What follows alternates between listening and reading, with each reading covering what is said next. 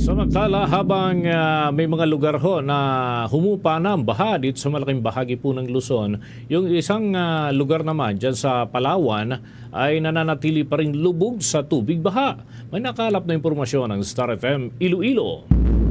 Nananatili pa ring lubog sa baha ang ilang mga lugar sa Palawan bunsod ng pagbuhos ng malakas na ulan dala ng nararanasang low pressure area at hanging habagat. Sa panayam ng Star FM Iloilo kay Jonathan Ugayon, residente ng sitio Sabang sa Palawan, sinabi nito na kung patuloy ang pag-ulan sa lugar ay agad namang pinapalikas ang mga residenteng malapit sa mga ilog at tulay. Anya, ang kadalasang binabaha ay ang mga lugar na nasa mababang area. Meron ng mga kabahayan ang pinasok ng putik dala ng pagbaha. Samantala, lalo pang lumala ang pinsala sa spillway sa Sitio Foundation, Barangay Calatagbak, Quezon, Palawan, bunsod ng walang patid na pag-ulan at pagbaha. Nag-aalala naman ang mga residente dahil halos kalahati na ng spillway ang nasira.